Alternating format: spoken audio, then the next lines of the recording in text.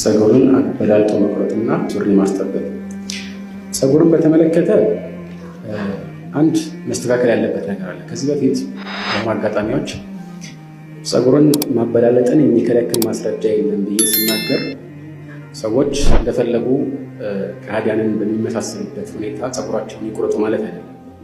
ነገር ግን አንዳንድ ሰዎች እኩል መሆን እንዳለበት ሲያስቡ፣ ለምሳሌ ከጎን ያለው በ2 ቁጥር ወንዶች ከተቆረጠ የላይኛው 3 ቁጥር መሆን አይችልም ብለው ያስባሉ። ይህንን የሚያሳይ ማስረጃ የለም እንጂ በግልጽ ስታየው ይህ የሙስሊሞች መገለጫ እንዳልሆነ በሚያሳይ ነው። ፓንክ በለው ወይ ምንም በለው ወይም ስታየው ለምሳሌ ኮርኒስ መጥረጊያ ሊመስል ይችላል። በዚህ መልኩ ይሄንን እንደ ጥሩ ነገር የሚሰራን ሰው ማበረታታት አይቻልም በእስላም። ይሄ ተሸቡህ ስላለበት በሌላ ዒላ ይከለከላል። ግን ቀዛዕ የሚባለው በሐዲስ ላይ የተከለከለው ቀዛዕ የሚባለው ሐልቁ በዕድ ራስ ወተርኩ በዕድ ነው። የጭንቅላትን የተወሰነ ክፍል ላጭቶ ነው ሁሉም ታሪፉ ላይ የሚጠቅሱት። የተወሰነውን ላጭቶ የተወሰነውን መተው እና ማበላለጡ ችግር የለውም ሲባል ይሄን ያህል ማበላለጥ ለማለት ነው። ለምሳሌ በጣም ተጠንቅቀህ እየለካህ እያንዳንዷን ጫፍ ድረስ ስንት ቁጥር ነው ወይም ደግሞ በሚሊ ሜትር እየለካህ እኩል ማድረግ ሸርጥ አይደለም ለማለት እንጂ እንደፈለጋችሁ ባንክ ተቆረጡ ወይ እንዲሆኑ ወይ ከላይ አይነት ቁርጥ ይኑራችሁ ማለት አይደለም። ጠባብ ሱሪ መልበስ ለሐቂቃ አንደኛ ጠባብ መሆኑ ራሱ ያስወቅሰዋል። ሁለተኛ ደግሞ ብዙዎች ጠባብ ልብስ የሚለብሱት ያው ከሆነ ፋሽን ጋር አያይዘው እና ይሄ ለሐቂቃ በጣም የሚያሳፍር ነው። ብዙ ዑለማዎች ይሄነትን ይከለክላል።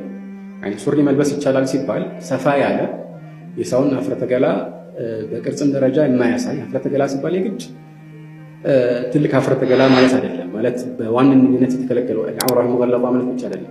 ያኒ ለምሳሌ ታፋውን ምኑን ጥብቅ አድርጎ በሚያሳይ ሁኔታ እንዴት አንድ ሰው ደስ እያለው ለብሶ ይሄንን ይሄ ሙስሊም የሆነ ሰው የተገቢ አይደለም እና ሐታ የሚገዛ ቢያጣ ራሱ ማሰፋት ነው ያለው። መፍትሄ እኮ አልጠፋም አይደለም። ስለዚህ ሱሪ የሚለብሱ ወንድሞች እንደዚህ ጠባብ የሆኑ በየጊዜው ይመጡ በብዛት እኔ እንደማውቀው ፋሽን ነው ይመስለኛል። ፋሽን ማለት እነሱ አስበው ፋሽን ራሱ እንትን ባይሉ ግን የሆነ ጊዜ በቃ አንድ ላይ ተሰብስቦ ወደሆኑ ሀገሮች ኤክስፖርት የሚደረገው ሱሪ እንዲህ አይነት ይሆናል። ለምን የሆኑ ፋሽን ዲዛይነሮች ስለመረጡ ማለት ነው። ለምን እንደመረጡ ታውቃላችሁ? አታውቁም ይመስለኛል። እነሱም አያውቁም። በቃ ለየት ለማድረግ ቁርአን አላህ ሱብሓነሁ ወተዓላ ቁል መን ሐረመ ዚነተ ላሂ ለቲ አኽረጀ ለዒባዲሂ ወጠይባት ሚነ ሪዝቅ ጥሩ ነገሮችን መልበስ ምናምን አይከለከልም ነበር። ከማማር አንፃር ይሄ ጥሩ ምንም ከማማር ጋር የማያያዝ ነገር ብቻ ለየት እንዲል የሆነ ሰውዬ እንግዲህ ምን አይነት ሸይጣን ጭንቅላት ውስጥ እንደገባበት አይታወቅም።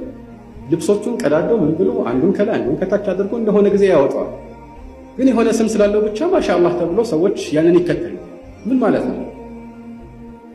አልሙሂም ይሄ አይነት እይታ ካለ መስተካከል ያለበት እንደሆነ ያጣራል።